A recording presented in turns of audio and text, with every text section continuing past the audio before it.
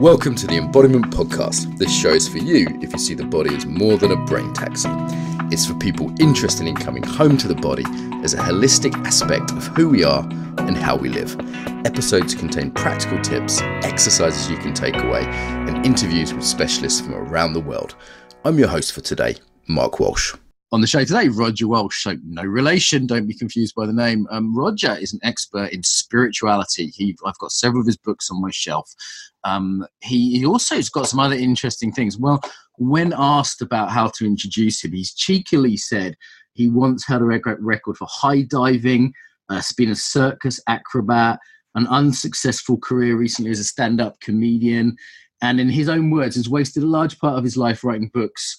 For example, The Essential Spirituality, The 7 Essential Practices, which is highly recommended.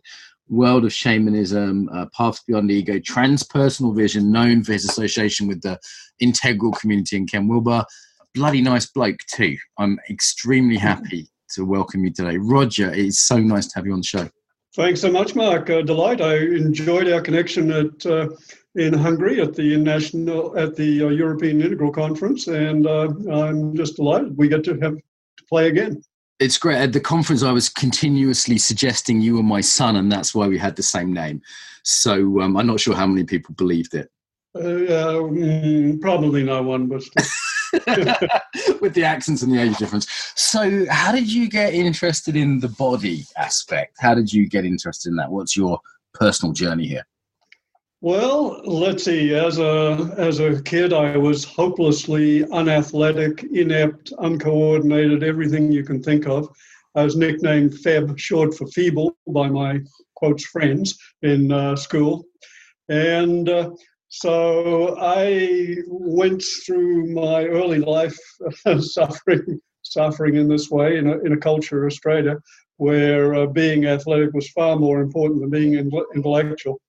And in my teens, I finally found some sports I could actually do and enjoy, acrobatic type of things. So got into trampolining and high diving and overcompensated enormously and ended up competing nationally.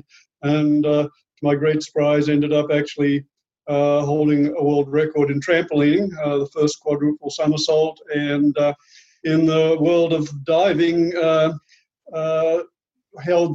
one stage, it's long since been broken, held the world high dive record, which the prime requirements for holding the world high dive record are you have to dive from the highest height, you have to do it intentionally, or you can't just slip, you have to intend to survive, it can't be a suicide attempt, and you have to actually survive. So fortunately, wow. So there's a world record where one of the criteria is you're not trying to kill yourself. And I mean, it is essentially just jumping off something, right? I mean, that sort of requires more bravery than skill, or is that not the case? No, it requires more stupidity than skill. I've jumped off a few high things into water, and there's definitely a stupidity to it. And I mean, people don't understand, I'd say out there, that Australia, perhaps they don't understand, there's quite a good Australian listenership we do, that Australia is the most sports worshipping country on the planet by far that I've come across, certainly. And there is this sort of pressure there to be athletic and to orientate to the body in a certain way.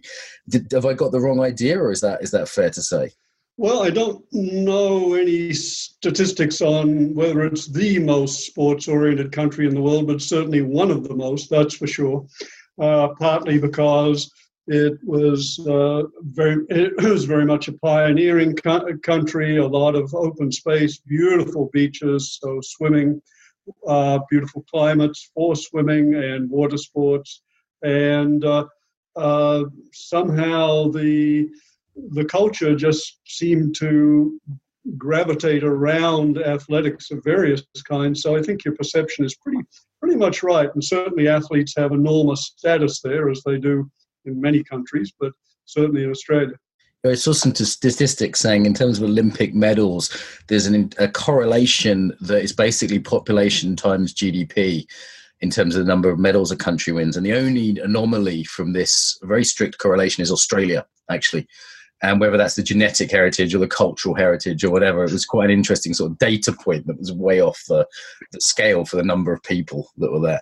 Well, you sent all your convicts over there, so maybe they had to be tough to survive, and their kids became... I didn't want to mention that, Roger. I didn't want to mention it.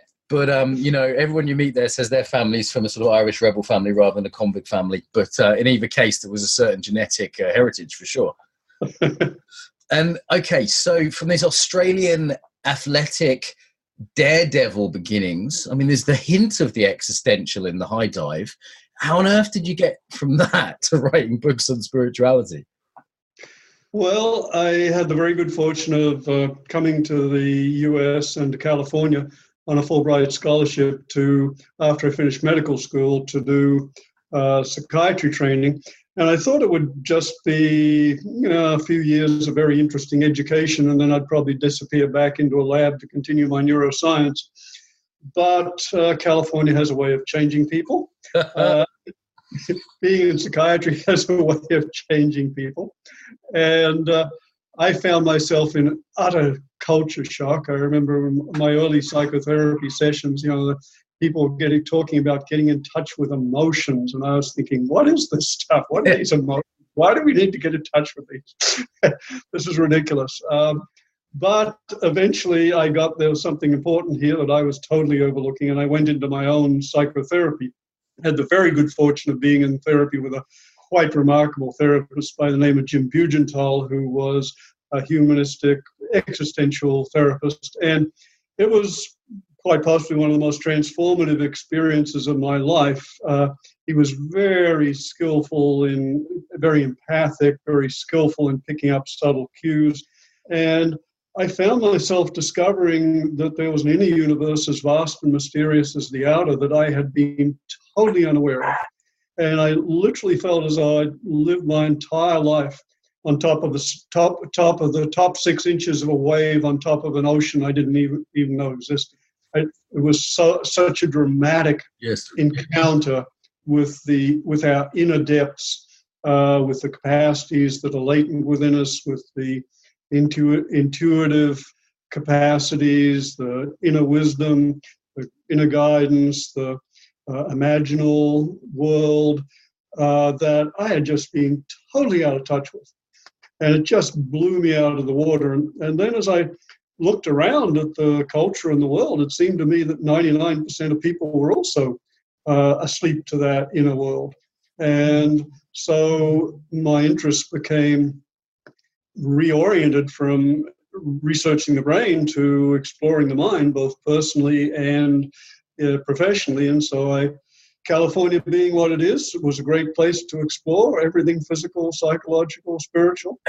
I give California a hard time, but I had a similar experience of sort of going out there as a young man and suddenly sort of having a bit of a wake-up call to how much internal systems and embodiment systems and all these things were there, because the density of it, I think, even compared to Berlin or Boulder or Brighton, some of the Byron Bay, some of the other capitals, there's still a density there. And in terms of the listenership of this podcast, California would be the biggest country of listeners in terms of California has half the US listeners, and that they're the big population of listeners. So, more people listen to this podcast in California than the entire United Kingdom or the entire Germany.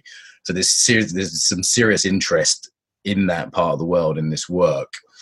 And it also strikes me that today it isn't possible in the same way to have the experience that we had, which is the world is not quite so blind to these inner possibilities now. Like, normal British people use therapeutic terms and these mindfulness apps and yogas on every street corner.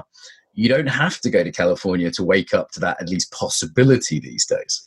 Yes, exactly. There's been a significant cultural shift. And when I started on this, it wasn't just you had to go to California. If you wanted, for example, to do advanced meditation training, you went to Asia, to India or to Burma or Thailand or somewhere like that. And I think for me, I did make my pilgrimage to Asia, and I think I discovered that It's true, you don't have to leave home to get it. By that stage, there were some really good teachers in the US and elsewhere in the Western world. And so we are very fortunate in not having to go through the hardships that the generation before us did.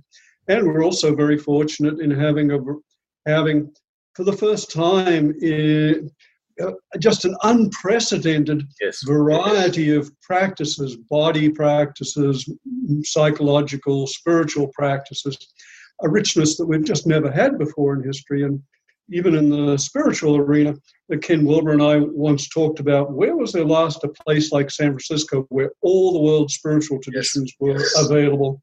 And the best we could come up with was Alexandria 2,000 years ago. Wow. Okay. And if you also factor in the fact that until a couple of hundred years ago, if you tried to practice other spiritual practices from other cultures or other traditions, you had a very good chance of ending up on a funeral pyre. So we have a unique opportunity to explore and draw from and benefit from an unprecedented array of somatic practices, some of which are very new, and as well as ancient yogic, for example, Hatha Yoga. We have the advantage of psychotherapies, which are quite a recent discovery. Yes. A century ago, as well as a variety of other psychological practices and techniques. And we have a full array of spiritual traditions available to us, everything from ancient shamanism to all the Eastern traditions, and of course our Western contemplative Jewish, Christian, Islam practices as well. And it raises an interesting question, Mark, and the question is, how do we make sense? How do we make best use of all these? Let me pause it there, Roger, because I want to underline a few things you said that are really profound. The first one is, oh my God, everyone's listening to this, you lucky, lucky bastards. Like, even just this podcast, 150 speakers from all these different traditions, and that's one podcast. And, my mum, her spiritual options were Catholicism or nothing. And that was it. And then maybe, Church of England, something else. And even the couple of generations before her, you would have been, and still in some parts of the world, I should say, actually, I have a student in Saudi Arabia, for example, you'd be killed if you even tried to look at anything else. And the access we have now, on the one hand, like the gratitude, I'm going to a yoga class tomorrow on chakras. I just interviewed Martha Eddy from Dance in New York. I'm talking to you now. I'm going to have chats to my wife about the meditation retreat I was just on over dinner. The luck that we have, the unique opportunity is fairly profound. And I think it also creates a problem in terms of, on the one hand, there's a sort of consumerism or a kind of, we're spoiled with that ease of access. And secondly, this next problem, which you just alluded to there, is how do we decide what to do on a Tuesday evening? Like, how do we possibly make sense of all of human history's richness, including some new things that the West has added on top of the sort of Eastern spiritual things that have never really been integrated? How on earth do we make sense of all that? Yeah, it's really one of the questions of our time, Mark, and it's a very fortunate problem to have, but we do have this problem. And I think there are some general principles. And let's just formulate the question precisely. That is, how do we choose those practices, somatic, psychological, spiritual, interpersonal, relational, communitarian? How do we choose the practices that best serve us at a particular time? Because first off, we need to acknowledge that at different stages we'll be drawn to and benefit more from different practices. So that's one variable. And I think there are some general principles that are probably worth taking into account. One is, of course, trusted mentors and friends in learning and maturing and developing in any skill or capacity, be it a sport or a spiritual practice. It's really clear. One of the things that's really clear, both from historical guidelines and from contemporary research, is that having a guide, a teacher of some kind, is really valuable. And of course, that raises the question of how you find a good teacher, which is maybe something we want to get into. But if you have someone you trust, then asking for suggestions and guidance. Another guideline is, what are we drawn to? We're much more likely to stick with practices, whether physical or spiritual or anything, that we feel attracted to. So that's another general principle. Another principle is takes into account the various phases of our growth and development, and it's maybe appropriate at the beginning to adopt a kind of smorgasbord approach. That is, to look across the array of things that are offered to us and sample. See what feels right, see what works, see what resonates, because there's clearly one of the most important things, again, both historically and shown by research, is that the match between a person and the practice, and the match between a person and a teacher, or a guide, or therapist, or instructor, or counselor, those two things are crucially important in determining how well people do with them. So for initially a smorgasbord approach may be fine, but there are traps with smorgasbord approaches, and one of the traps is when things get difficult, it's easy just to quit and try something else. Yes. So at a certain stage, it's really valuable to drill down in a particular practice. After you see that, maybe really, hatha yoga really feels right for me, maybe coupled with some mindfulness meditation. Okay, I'm going to give those a try. And reasonably, one wants to give them a try for a certain minimum amount of period, let's say at least a couple of months of consistent practice. Yes. And then, speaking from my own experience, maybe I'll do a couple of years of some practice, and then I'll begin to feel a little stale. It's just like, I'm losing an edge. It doesn't, and I find myself maybe drawn to trying something else. So there's that kind of rhythm and movement between depth and breadth that is part of practice that feels really important. And then there are other principles, such as practicing with people, with a community, whether it's a sports team or in a yoga class or a meditation group, whatever it is.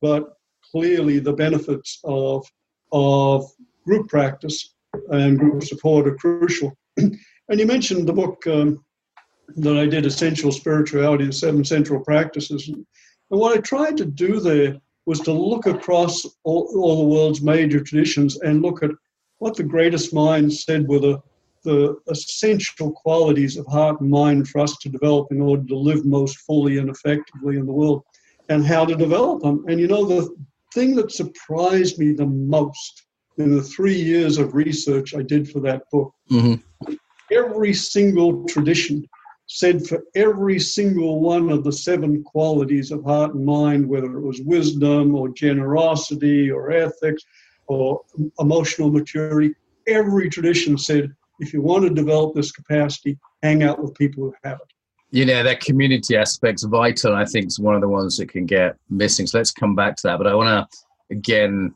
reflect a little bit on what you've said here. So my own experience was about 10, 11 years ago. I ended up in Brighton, which was like California, had all these options. And I'd had a solid practice about 10 years before that. It was much more limited. But all of a sudden, my eyes were open that, hey, there's more to life than just Aikido and yoga. There's all therapy, and there's this practice, and there's something called Feldenkrais, and I got introduced to all these embodied practices. And I was in this town where they're all available. I didn't have the time or the money to do all of them, though I quickly discovered. I tried to do all of them at first. That was literally the first thing. I literally tried to do everything. I remember just burning out massively from that and running out of money very quickly. And even though now I've got the money now, I haven't got the time. There's no way. And so what I realized was, hang on a minute. Okay, so there's what I feel like, what I'm drawn to, perhaps is a better way of saying that, which is important. And there's what my Aikido teacher's recommending as a trusted guide and mentor. Thank you, Tom Helsby. And that's important. But he's also flawed because he's also human. So he may be missing things or have his own shadow. And then I realized there must be some boxes I need to tick, as it were, or some like food groups I think of this like, you can't just eat protein. People try, but you need some fats or some carbohydrate. There's certain, you can't replace vitamins with minerals. There's like, you can't just have water. There's certain food groups, as it were, embodiment-wise, that I need to cover. And I realize that in yoga, you'll get very mindful perhaps, but you won't develop good interpersonal skills because that's not a practice in yoga. And, ethics was part of yoga, but is that practiced in the modern context? So your book was very helpful from a spiritual point of view. And I started mapping that myself from an embodiment point of view specifically. And of course, the other person I came across was Ken Wilber, who I understood you're a sort of mentor and friend of at one point. And his work in the integral world said, okay, yeah, this is great to do an embodied practice, but do you have a shadow practice? And where are you developmentally? And are you working with states or traits? And all of a sudden it was like, wow, someone much smarter than me has thought about this. Reading your books, it was like he's mapped out the food groups. I don't have to reinvent the wheel. And that was tremendously helpful to me 10 or 12 years ago. Yeah, I understand completely, Mark. I had somewhat the same reaction meeting Ken. It's like, oh my, he's written the book at age 23 that I hope to write when I was 70. It's embarrassing, isn't it? It's embarrassing, Roger. It was, yes. Yes, we used to live together for a year, and I have to say, people ask what's it like to live with a genius, and I would say it's kind of nauseating, frankly. Well, I had 3 hours with him a few weeks ago, and it was incredibly fascinating. And despite having studied him for 10 years, I'd say I understood about 50% of what he said, and his assistant kindly translated some of it afterwards in a cafe. Yeah. But even 3 hours with him was pretty intense, so I can't imagine living with the guy. Yeah, but you did mention I think you mentioned something very important, and that is that there can be a real benefit in having a framework or an understanding of how the different practices fit together. The difference, and let's talk psychology here rather than specifically somatics, although all these experiences and developmental stages have their physical correlates. But to understand, for example, the variety of different states that meditation practices can elicit, to have some understanding that there's a difference between altered states, which are transient, brief, usually valuable. They can give insights. They can offer healing. They can provide calm, concentration, clarity, exquisite, valuable, wonderful, and they're different from the maturation through actual stages of adult development that we now know are available to us. And from my mind, one of the most exciting findings in Western psychology of the last 50 years is the recognition that adult psychological development doesn't have to stop when the body stops growing. It can continue throughout life. And now we have maps of stages that people can move to. And to know about those is catalytic. That is, once we know about those, then it seems like we're drawn to them and are more likely to open to them ourselves. So that's really important. I just want to point listeners to the episodes I did with Benza from Hungary for the Integral Conference and Keith Martin Smith. In both of those episodes, we map those stages in some sort of fun ways and in a bit more detail than we'll probably go into today. So people are interested in this idea of stages of development, and how the body relates to each of them, to have a listen to those two interviews with Keith, who's a Kung Fu teacher and an author, and Benza, who's heavily involved with this integral movement. So I just want to point listeners to those two resources. I mean, maybe we could come back to this idea of some of the sort of spiritual food groups that you identified then. So there's ethics, for example, right? Like this is a practice that often gets missed in the state-chasing modern context. Yeah, exactly, Mark. And of course, it's foundational to yoga. In the traditional yogic practice, that was almost a given that one had to have a practice of a rigorous ethical practice in order to benefit. And in looking across traditions, as I did in the Essential Spirituality of Seven Central Practices book, what I found was that every tradition tended to regard ethics as a foundational practice. That if you didn't have a solid ethical foundation, that it was very hard to do advanced work in any of the other arenas like emotional transformation or cultivation of wisdom. You know, you can think of well, the biblical quote, wisdom will not enter a deceitful mind.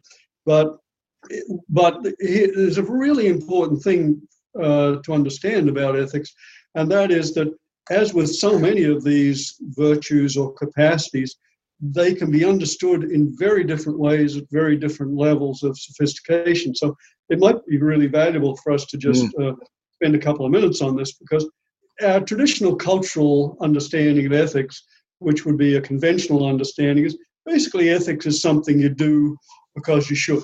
Rules that you should follow, and you're bad if you don't. Exactly. And if you're of a particular theistic mind frame, if you don't do it, God will get you. So that's a conventional understanding. A deeper understanding, moving into a post-conventional understanding, is the recognition that living ethically is actually a really rewarding way to live. That when we intend what good for others, when we don't attack, try not to harm, we try instead to help and to heal and to serve, that turns out to be very rewarding. And it turns out that we feel less anger, we feel less guilt, we feel less jealousy, etc., because we're not feeding those. And so we begin to realize that ethics is actually, instead of a sacrifice, it's enlightened self-interest. And that's an entirely different understanding. And frankly, if I could get one idea out into the culture, it would be that ethics is not a sacrifice, it's enlightened self-interest. It's a win-win. So, for example, if I'm have a partner and I'm honest with them, that's just going to be a more enjoyable relationship. Or this idea of ethics as not like, oh God, I've got oh God, how awful, I've got to not sleep with my students. What a sacrifice. I wish I could sleep with all of them. But actually, like, hey, my life's going to be so much better if I don't do this. I'm going to enjoy that community so much more than if I screw around there. Yeah, general principle is that ethics protects us from creating situations which bring harm to others and ourselves. And of course, one needs a discernment here. One needs to discern between a ethical discernment and superego compulsion. Uh-huh. Because the superego can come in and, with its don'ts and don't do this and don't do that, and you shoulds, and, shoulds are incredibly wonderful ways of creating suffering for both oneself and others. But there is, beyond this recognition of ethics as enlightened self-interest, there's a further understanding, which is a more contemplative or trans-conventional understanding. And this is available to us all, and because we can discover for ourselves just by examining our own minds. And what we discover is if you just stop when you are tempted to be unethical, to lie, to cheat, to steal, to hurt, and if you check into your own mind at that moment, what you'll find is that it's filled and dominated by unskillful, destructive, painful motives and emotions such as greed, fear, anger, jealousy, hatred. And here's the kicker: if you act them out, you reinforce and strengthen them. So you actually reinforcing these painful, destructive mental qualities in each act of harm, intentionally harming someone, in each act of intentionally being unethical. The positive side of that is that if in a moment when you are motivated to be ethical, to be kind, to generous, to tell the truth, to not lie, not cheat, etc., when you look at your mind at those moments, what you find is that your mind is filled with qualities such as kindness, generosity, integrity, care, compassion, and as you act them out, you strengthen those. So what you come to realize is, at a deeper contemplative transconventional level, is that ethics is a mind training discipline for reducing painful, destructive motives and emotions and cultivating and enhancing beneficial, positive, enjoyable ones. So you begin to see at a very direct experiential level just how beneficial ethics is for everyone. And then it makes total sense. And the more you see that, of course, the more you want to live ethically. Yes. So it goes from I should to, oh, this could be helpful, to, oh, wow, this is really beneficial. This is the way I want to live. Yeah, yeah. So like I'm, seeing it as really core to your practice. I mean, one Buddhist answer I had, someone says, why should I be ethical? And something the Buddhist sort of teacher said, so you can meditate. Because that kind of direct correlate, which is quite a foreign point of view from a Western point of view. And from an embodiment point of view, I'm influenced by embodied ethics. People like Paul Linden have pointed out there's a visceral bodily response to unethical behavior. So that's well worth listening to. And then there's also the point of view of like, have a community around you who holds you accountable. Have a community around you who there's a pre-established set of ethical norms. So in the Embodied Facilitator course community, for example, there was a student I found very attractive, and I was in a community where it was already established that there were certain ethical boundaries around that. And first thing I did when this came up is I told a bunch of my colleagues, and they're now holding me to account.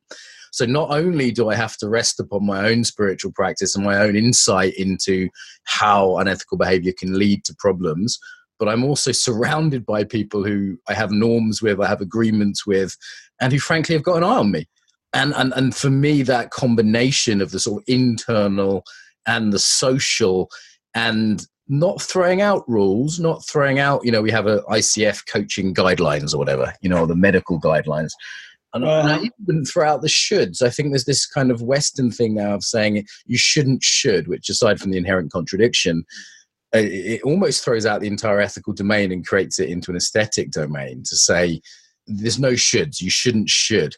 And I think that can be held with different levels of sophistication, but why? Do you think there's a problem in throwing out the idea of should completely? Yeah, good point. And again, as with so many of these things, Mark, and I think this is what you're pointing to, so much of it depends on the sensitivity with which these ideas are understood. And again, we would need to differentiate between the shoulds as superego compulsions and the should as an ethical discernment. The ethical discernment is like, well, this is going to create trouble. I shouldn't do this, as opposed to a guilt-inducing superego compulsion. You should never, et cetera, So I think you're making an important distinction there. And to bring it back to the somatic, which you briefly mentioned there, yeah, these things have very somatic implications. And I remember a patient who was a painful example of that. She has suffered from angina, that is coronary artery insufficiency, and would get recurrent anginal attacks. And, she learned to meditate and was helped, and the attacks got less. But then she noticed something very interesting, that the attacks tended to happen whenever she did something unethical, whenever her integrity was out, whenever she lied, or even when she wasn't fully herself, she would start to feel that pressure in her chest. So it was a very dramatic psychosomatic link between ethical behavior and really significant cardiovascular pain. Yeah, and I'd go so far as to say I've never met someone who was engaged in seriously unethical behavior who didn't have somatic consequences of some kind. And there's a sort of, again, an unsophisticated reading of this, like your sins will be punished, but there's actually a more sophisticated sort of psychosomatic interpretation of how there are ethical consequences in the body for not behaving ethically. That's intriguing, very intriguing, Mark. Is there an example you could give? Because you don't hear this much specifically. I mean, even in things like the trauma symptoms of people who have done violent things. So, for example, in Cambodia, there was a guy who had tortured a lot of people. And someone was saying, hey, this guy should be put in jail. And someone else just said, no, he doesn't sleep. That is punishment enough. This guy just hadn't slept well in 30 years. I've seen all sorts of tension, right down to just tension patterns in my own body of times when I've been a bit shitty. not murdering anyone, but sort of times when I've done things that were below my standard. And as a result, my body is just less enjoyable when I'm moving and dancing that week. And like, that kind of feeling in the body, like that's just a sort of a reduction in pleasure, maybe from a more minor thing, but that's definitely noticeable to me. I can almost map how ethical I've been in the short term of a week or two by how much pleasure I can easily get in a dance session. Yeah. Okay. Oh, that's a great description. You're making me think of the fact. Of course, we all know about post-traumatic syndromes, but there's also been identified a so-called PIT syndrome, perpetration-induced trauma, and syndrome, and so that's a more general term for exactly what you're describing so well. So thank you.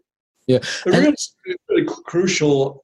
I just want to thank you for bringing this topic up, Mark, because I just think it is a crucial practice for anyone who wants to do advanced healing work, whether it's somatic, psychological, or spiritual. And as you implied, it's not so much talked about.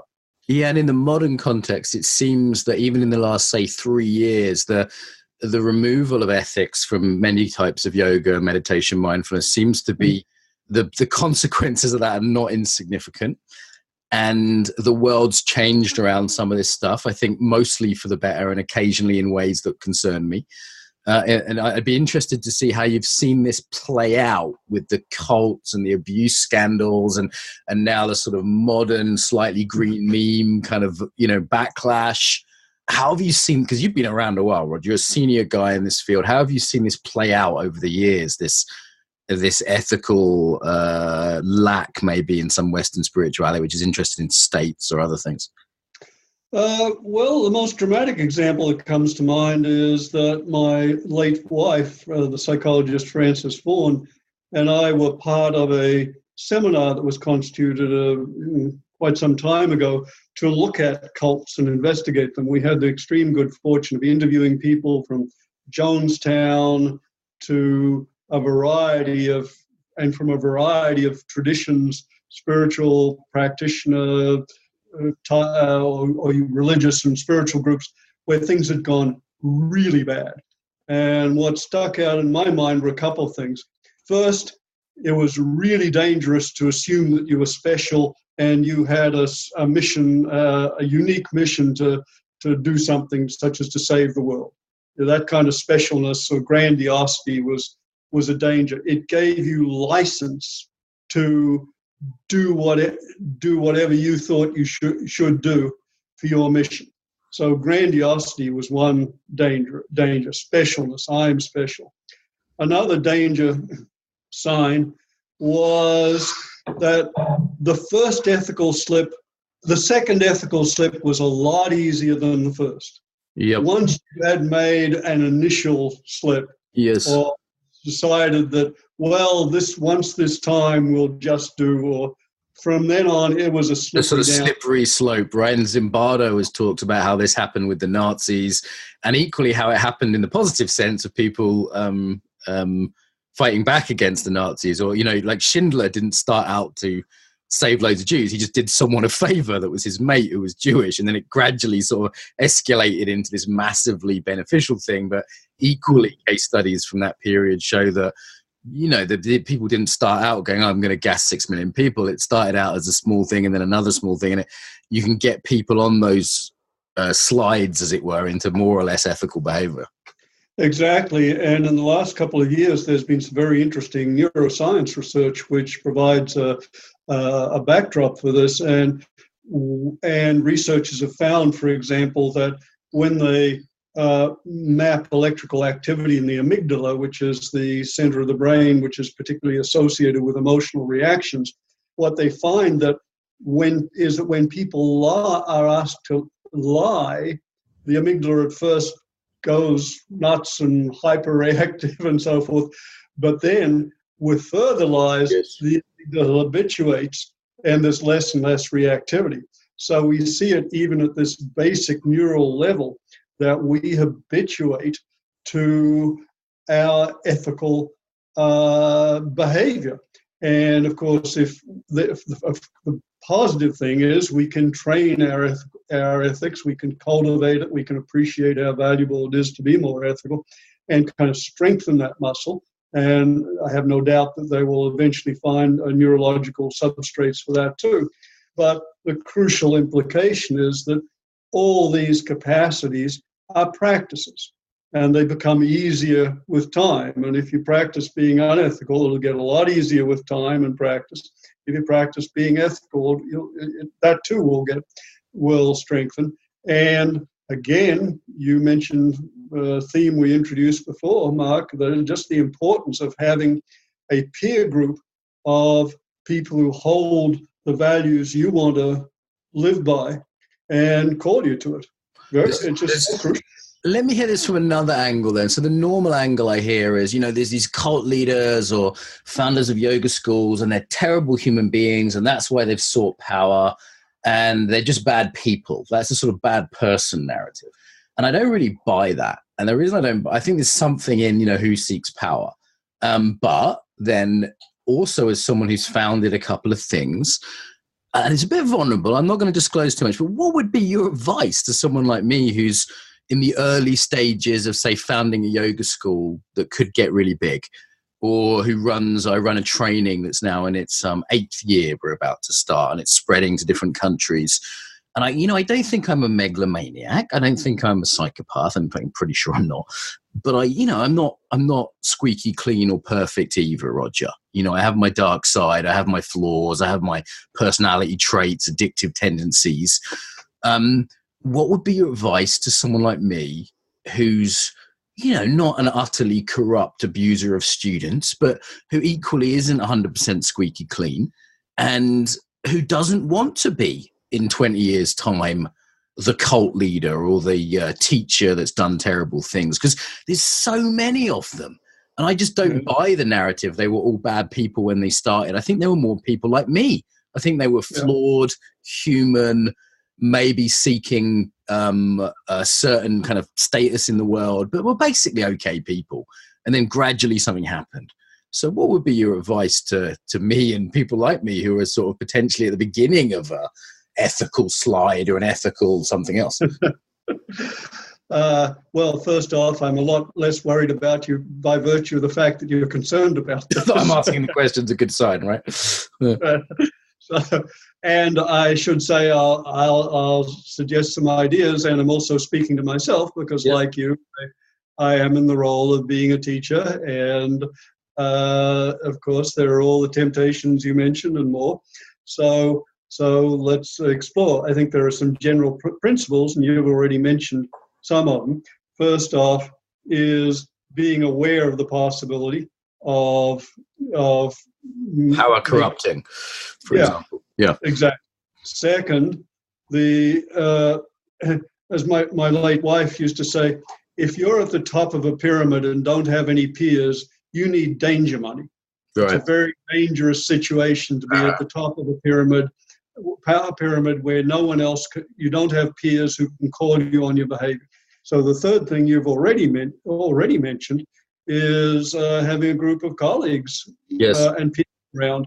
And the fourth is some sort of regular meetings with colleagues, peers, and also possibly mentors, advisors, counselors of some kind.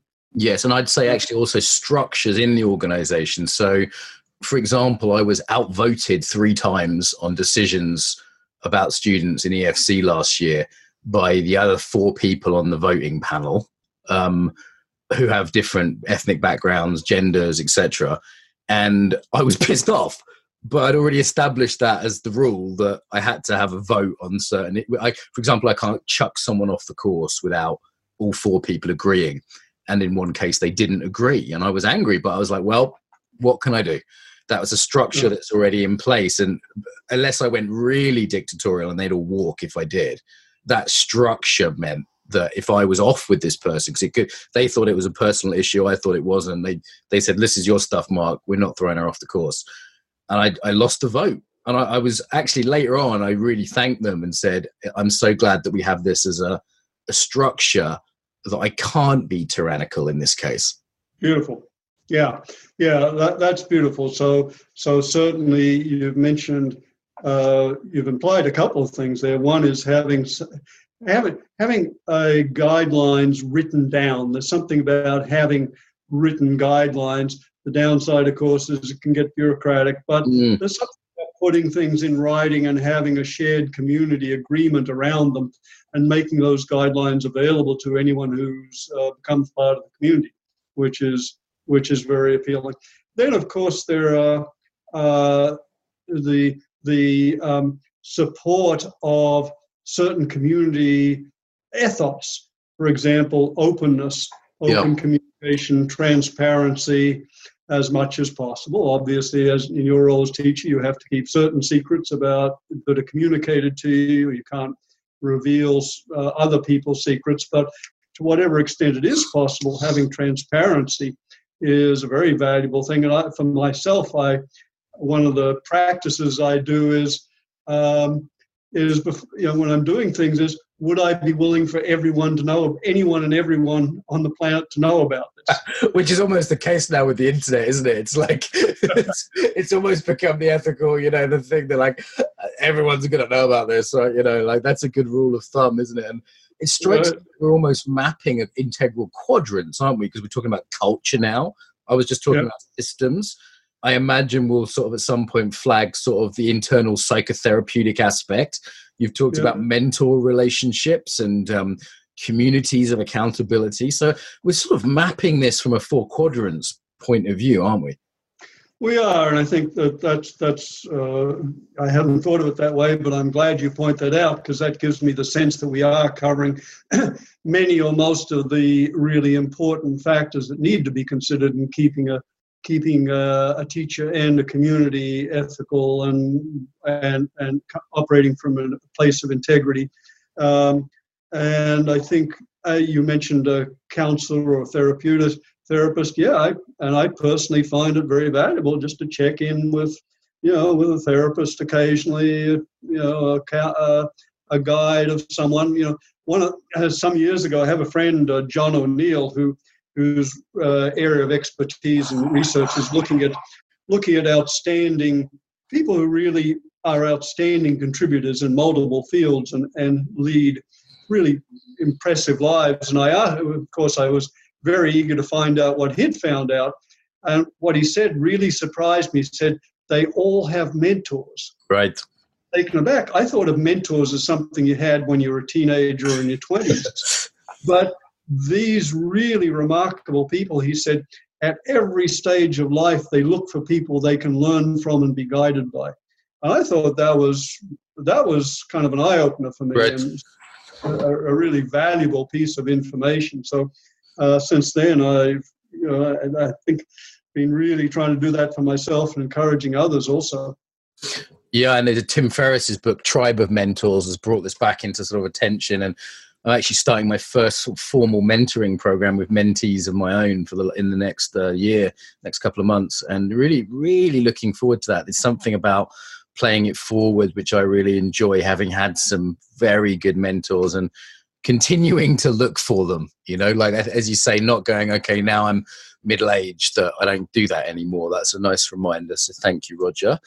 The ethics stuff we could talk about all day, but I want to sort of start to move to other topics. I guess the other piece here, because the conversation we just had, we could have had 3 years ago, and it's super valuable, some super good reminders. What do you see has shifted lately in the playing field?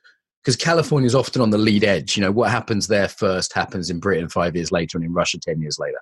Like, what do you, and not the same because cultures are different, but there's often a lead. You're like, Northern California is often the lead edge of this sort of stuff. What do you see has been happening in this world of spirituality, embodiment recently that's a shift from, say, 5 years ago or 10 years ago? That's a great question. I'm glad you're forcing me to think about it, because I hadn't formulated it exactly that way. But it's a great question, and I'm sure after we finish, I'll come up with all sorts of interesting ideas. Later, I'll think of one. Can we stop this for a couple of weeks? But a couple of things come to mind. One is there's a a growing sense of synthesis and integration, yes, both intellectual and practice-wise. That is, and this follows on from the conversation we had earlier, Mark, pointing to the fact that there are so many practices available now. How do we make sense of them? How do they complement each other? What's the skillful way to combine them or sequence them? And at the conceptual level, you mentioned Ken Wilber's work. There's a whole field now beginning to emerge of what's called meta theory, which is the fancy word for saying, how do we look at different ideas and concepts and theories and put them together? So Ken Wilber's the best example of that. So there's one example of an intellectual framework which shows us how all these different practices and ideas and concepts and research findings actually fit together in some coherent, meaningful, valuable, understandable way. So that's one thing. At a very practical level, in California, we're just seeing an enormous kind of mixing, sometimes skillful, sometimes questionable, of different practices as people begin to try to find what really works, what complements, what adds to other practices. And I think, for example, if we look at the meditation field, meditation is just taking off and becoming mainstream. And actually, Mark, I can just take a moment here. I want to just go back to something you implied before, because it raised a thought then which I lost. And you pointed to how mindfulness is spreading through the Western world. Meditation, yoga are just becoming very popular. And there's a really important thing to understand here, which is not widely known, and that is one of the most important cultural shifts that is occurring in our time is that the West is transforming from what, I'm going to use a couple of technical terms here and then explain them. The West is transforming from what anthropologists call a monophasic culture to a polyphasic culture. Monophasic cultures are cultures in which their understanding of reality and life and the world and the universe and the mind, etc., come primarily or even entirely from one state of consciousness, the usual waking state. And the West has been pretty much of an anomaly with that. Most cultures traditionally have been what are called polyphasic. That is, they draw their understanding of life and reality and the mind and what a good life is from multiple states, such as the waking state, to be sure, but also dreams, reverie, guided meditations, yoga, etc. Yes. And that gives a richer multi-state understanding. Yes. And what is really important to see and is rarely recognized as yet is that the West is undergoing a transformation from a monophasic to a polyphasic culture. Yes. And there's enormous implications for our understanding of everything from ourselves to what it is to be a full human being, to what the implications are for our culture and the possibilities of being human. So I just wanted to bring that in because I think it's such an important idea, which you alluded to, and I just wanted to give a frame for it. Yes. Can I give an example of that, just to ground that in? So a couple of weeks ago, I was fasting and on meditation retreat, and I had almost like a vision of a couple of Israeli friends of mine who turned into a couple of saints.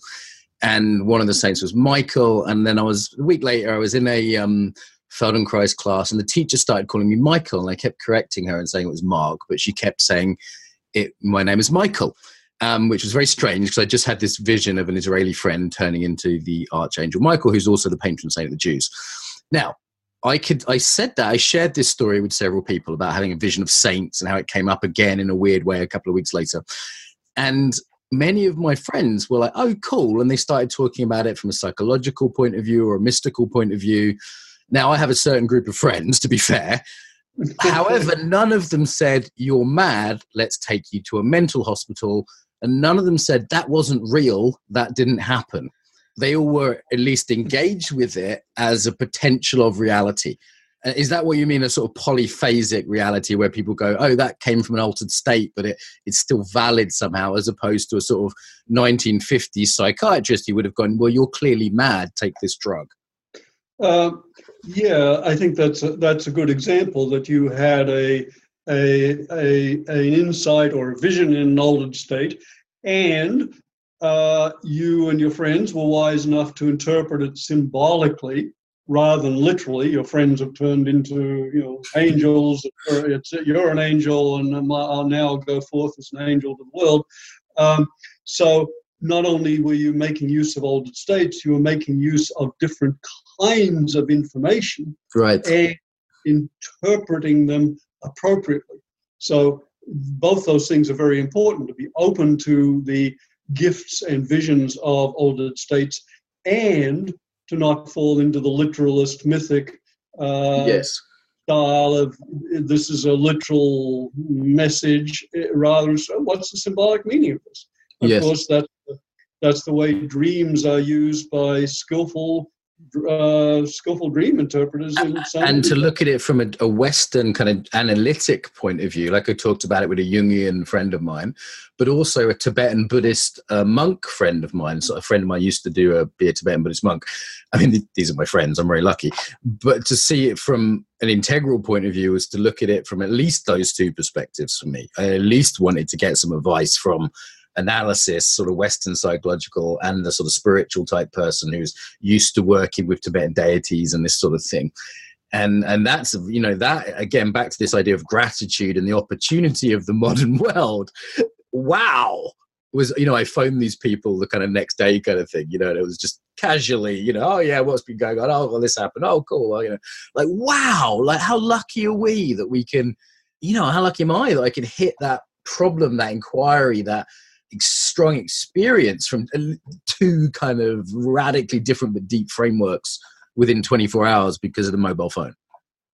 Yes, what a gift. And we are so fortunate in having access to these, not only different practices, but different understandings and different schools of understanding and different levels of understanding, because one can interpret dreams, for example, from a psychodynamic, psychoanalytic perspective. Okay, that gives some insights into some trauma or blah, blah, blah, or an existential perspective, or a transpersonal spiritual perspective. And each of them may have some value to add. And that's the richness of symbols, and particularly dream or vision symbols, that they're usually what are called polyvalent. That is, they have many meanings and many layers of richness and information to give us. And the other thing that occurs to me in this modern context is, I'm with you on the integration. It seems increasingly, like, for example, the embodiment conference, we tried to do that 5 years ago. It didn't happen with Rob McNamara. It didn't happen because people weren't as intricative then as they are now in the embodiment world. And I'm also seeing the slightly silly side of that. Like, a friend of mine in Berlin sent me a flyer that was an invitation to an event which was contact tango underwater. So it was contact improvisation mixed with tango underwater.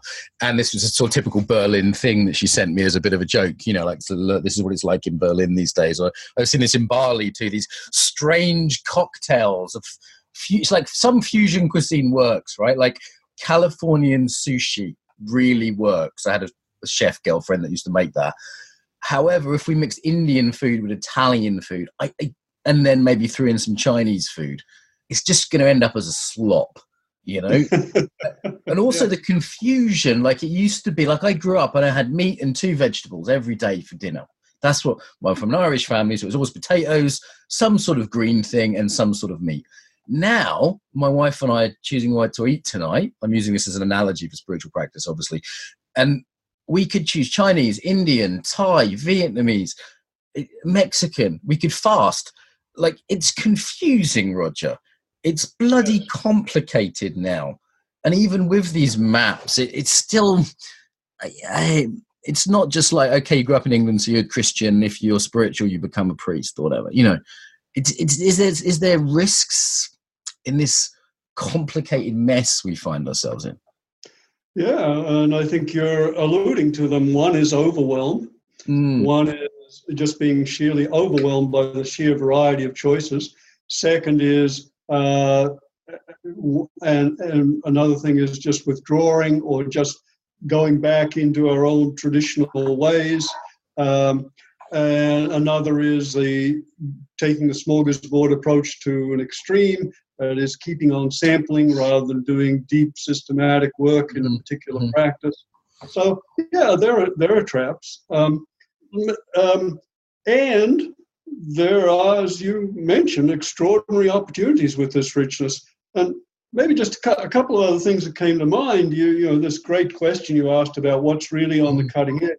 There are a couple of things I see, and that is there's a growing sense among health and psychotherapeutic and spiritual practitioners of the urgency of our global situation. Yes. And I see more and more people wondering and reflecting on and investigating how they can use their own use these practices to be more effective in contributing to the social and global issues of our time. So I see a search for application beyond ourselves. And for people like yourself, those who are in leadership positions, I see a quest for an understanding of how to be more effective leaders in a larger field. I was talking yesterday with a mutual friend of ours from the Integral Conference in Europe, Valentina Deniva from Bulgaria. And I asked her, well, what should Mark and I talk about? And she said, well, the thing that's really, I'm really puzzling over at the moment is how do we, given this, our crisis situation, what's the most effective ways for us to use our work to go out into the world more effectively? And I think that brings us into the whole topic of karma yoga, which is an incredibly important path for all of us who aren't in a monastery, and all of us who are drawn to serve, because of the various yogas, it's karma yoga, which specifically focuses on our work and action in the world as our practice. And the beauty of karma yoga is that it allows us to cultivate our qualities and capacities and learn and grow and develop in the multiple ways we've been talking about in the process of serving and contributing to others and the world. And we go into ourselves to go out into the world more effectively, and we go out into the world to go deeper into ourselves. So karma yoga, I think, is going to be increasingly one of the practices for our time. Yeah, I think there's this sense that it's late in the day, and any practice which is purely navel gazing simply doesn't have value when there's a gun to your head, you know. And I remember at Occupy a few years ago, I was involved with Occupy in the UK, and there was a meditation room in this squat that Occupy was using in London. And some of the old protesters were there, and they said, oh, we never had this. We never thought of using the internal in our protest work a few years ago. It was a new thing, and that was the early stages of that. And now increasingly people that come on this show, like, I don't know, Martin Keogh, who's a contact improv dancer, a kind of artsy, you know, very gooey practice of connection and pleasure and very hippie thing. But Martin is one of the first contact teachers now who's talking about environmentalism and social change. Martha Eddy, we've just interviewed, she's a dancer. She's coming from dance movement therapy, you know, traditionally a sort of white middle class luxury. Not with Martha Eddy. Her concern really concerned with social justice and where she grew up in the city of New York. And it seems like that's really come of age now, that idea that we can't keep those two worlds separate anymore. Yeah, I think you're right on there, Mark. And there's another thing that I notice is kind of cutting edge in that more and more people who have done some inner work, healing work, body work of one kind or another, are looking in a kind of entrepreneurial way to find their unique kinds of contribution, not through the traditional avenues of, you know, whatever it is, lectures or whatever, but like yourself, creating podcasts, using new media, creating different new companies and finding new ways to reach people and extend their reach.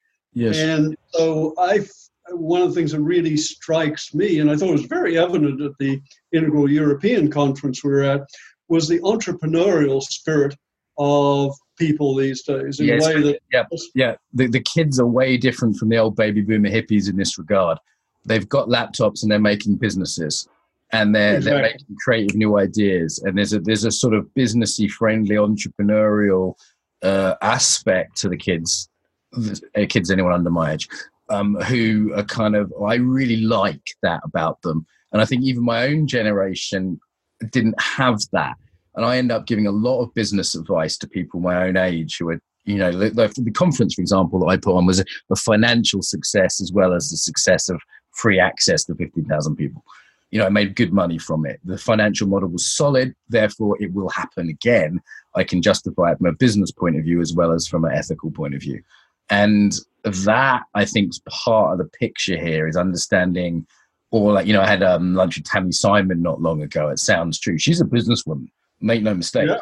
And she's ethical and she's a spiritual person, but she is a sharp businesswoman. And I think that was rare in her generation. It's relatively rare in mine, but not so rare amongst the 20-year-olds. Yes.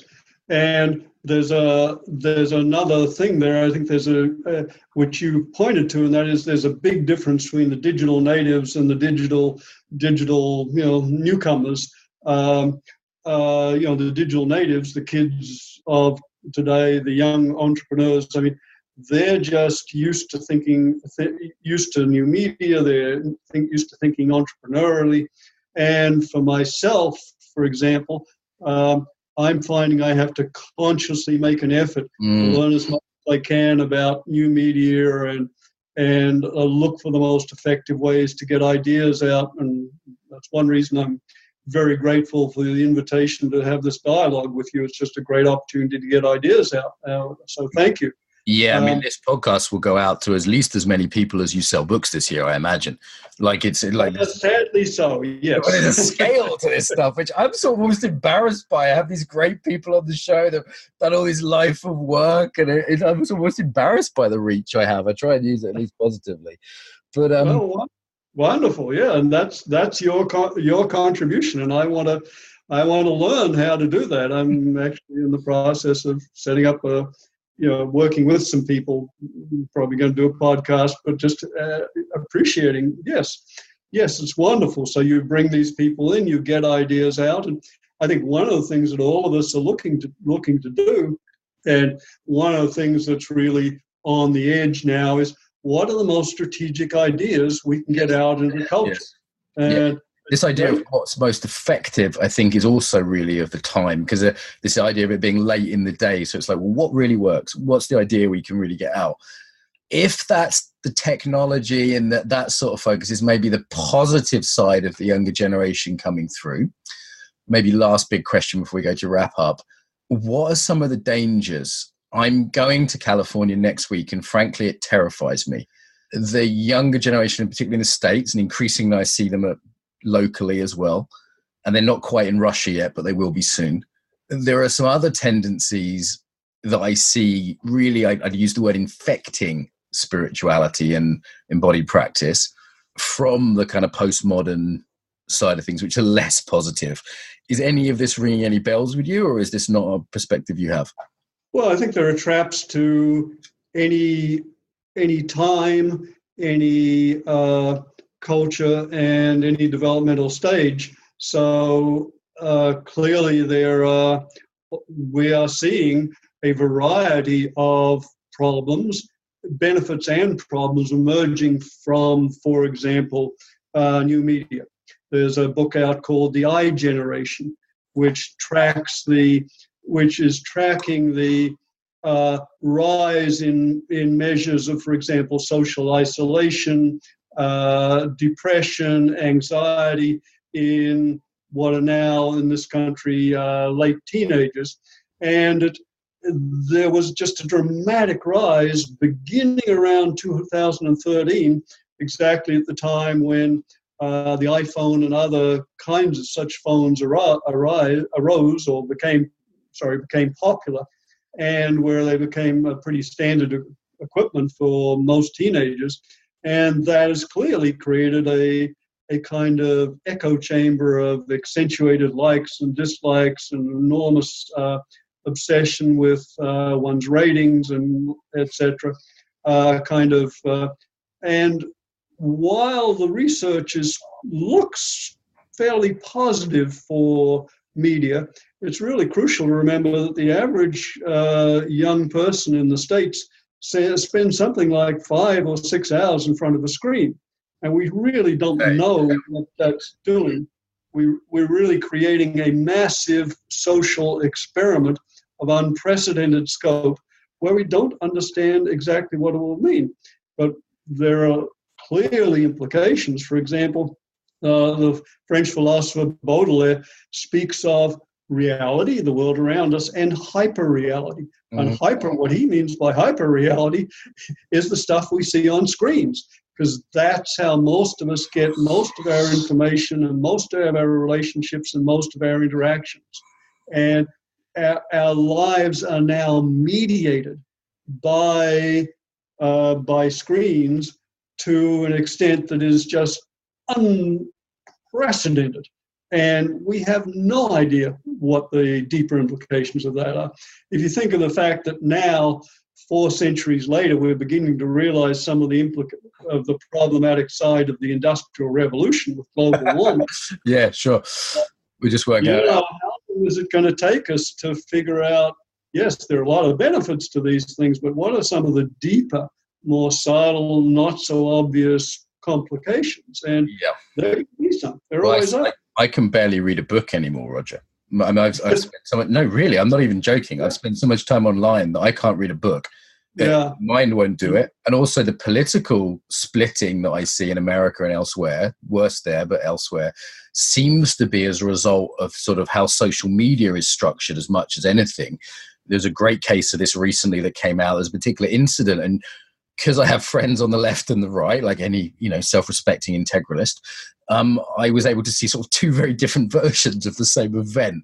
And it seemed like the social media and what gets the clicks and how certain emotions are, from a Buddhist point of view, how certain emotions are generated as part of the clickbait, outrage being a big one, and disgust, which, probably aren't that healthy emotions. It was like, wow, this is sort of no one's fault. It's just the structure of the social media. But that leads to psychologically some pretty negative consequences for me when I'm really angry about this. And also socially a pretty negative consequence in the sort of, after losing a few friends in a couple of these incidences, like real friends. Like one girl I grew up with, I've known her since she was 1 year old. She's the younger sister of my best friend. And she's unfriended me and never wants to speak to me again based on something I posted. And I was like, wow, that's a real life friend that I grew up with that I just lost as a result of this culture. Like, this is serious. Yeah, and Mark, you asked about, what's emerging and so forth, and now you're pointing to some of the negative consequences of the new media. And we haven't even talked about things like internet addiction and the shut-in syndromes. People are just, but we need to acknowledge we haven't seen anything yet. When virtual reality hits, for example, it's going to be like the internet on steroids. And if we think we've got a problem, as we do, for example, with internet pornography. Yes. And it used to be, as a physician, I would, if you saw male erectile dysfunction, it was usually in an older male with diabetes or something. Now there's an epidemic among young males. Yes. Just from exposure to so much pornography. Hyperstimulation, right? It's a hyperstimulation, exactly. Yeah. Well, you could what that's going to be like when we get virtual reality. I mean, we can't even. If looking at boobs is bad, actually being in some sort of virtual reality suit where you can feel them and smell them and taste them. I mean, that's the addictive quality of porn's bad enough. I mean, I'm definitely going to have to go live in a cave, Roger. That just it's terrifying. Terrifying. I don't want to sound like an old man here, but as you say, I also believe that we haven't, first of all, this huge experiment, the disembodiment, to take it back to our main theme of the current generation. It's almost like an arms race in embodiment terms, because I'm seeing young people who, on the one hand, I have one student who's been doing yoga since she was 15, and her mum was a yoga teacher, and she's way more sort of embodied and spiritually turned on at 29 than I ever was. And she's amazing. And I'm like, wow, she's like a super kid. You know, I'm embarrassed about how developed she is at 29, you know? Sorry, 25. And so there's people like her. And on the other hand, she's got all this other stuff to contend with, and we don't really know the effects this is having on the the embodiment or the brain generally. And it's almost like an arms race of these two things colliding. Find, if I'm honest, I find it very hard to predict. I find it very hard to call. And I think there's an honesty in just saying we don't fucking know, Roger. We do not know how this is going to turn out. Yeah, I think you're exactly right, Mark.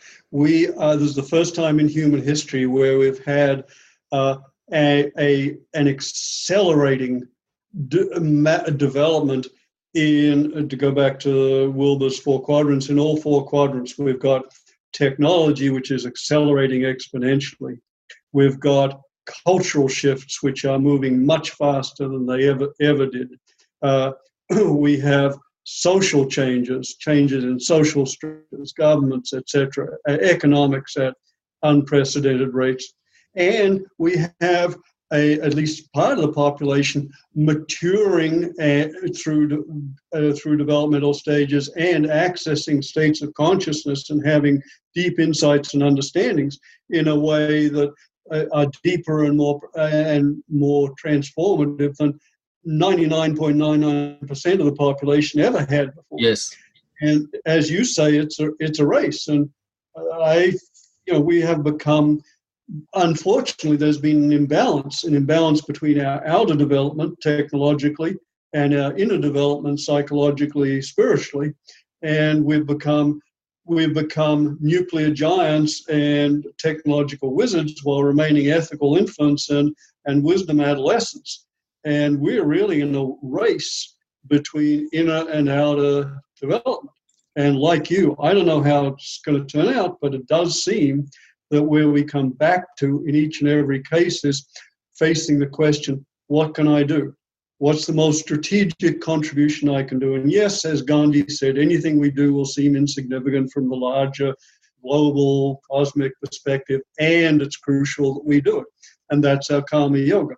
Part of our karma yoga is looking for what's the most strategic thing I can do and how can I do it while, as karma yoga advocates, simultaneously letting go of our attachment to how that comes out. There's the difficult thing, right? Like what is the one thing that I'm here on the planet to do that's going to make the most difference? And simultaneously, yeah, fuck it, let's play. Because if you don't hold that other piece, you go mad. You go mad with over-caring, with feeling impotent. There's a good one. In the face of all this craziness and the problems of the world.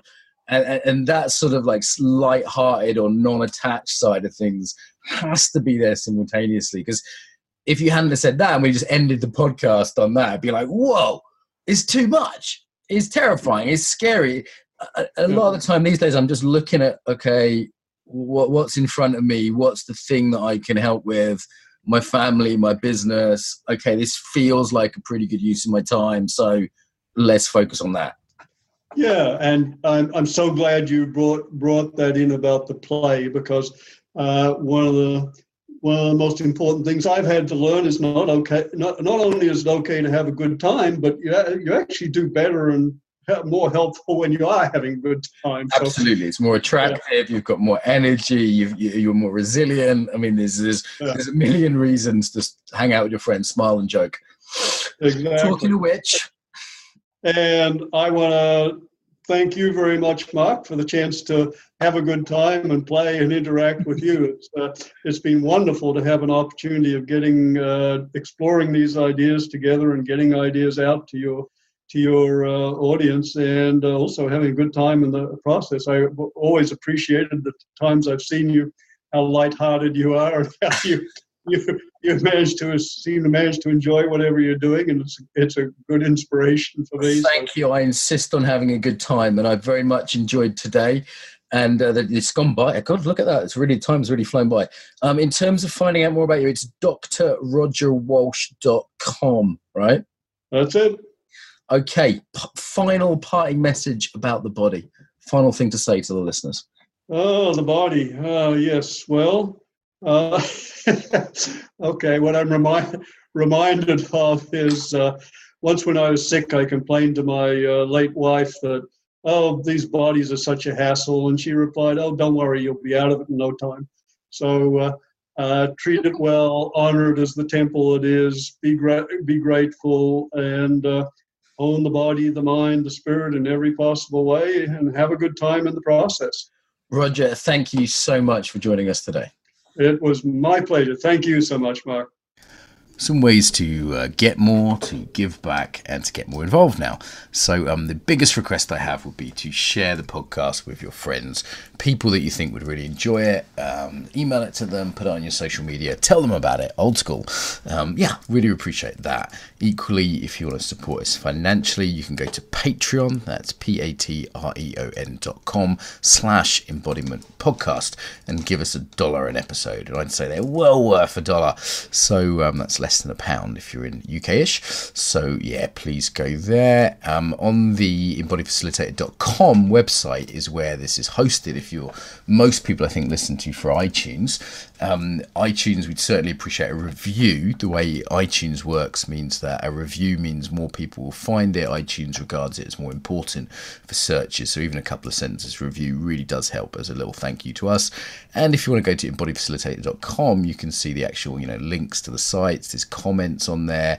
The Facebook group tends to be where people discuss things. So if you go to put in the Embodiment Podcast into Facebook, there's a page which is relatively quiet and a group which does have some discussion on. So I will reply to things personally there. So also on the embodiedfacilitator.com website, there's all sorts of freebies there. There's videos, there's free ebooks, there's ebooks you can buy. And of course, there's our newsletter list if you want to stay in touch and learn about things like the Embodied Facilitator course and our next Embodied Yoga Principles teacher training. Then go to that website and you'll see a little pop-up and you can get the newsletter through there. Okay, so I think they're the main ones. Tell your friends, pay us some money on Patreon, give us a review on iTunes, send us your email if you want to be on the newsletter list, and get involved on the Facebook there. Bit long. Pick whatever you like that works for you. Till next time, welcome home to the body.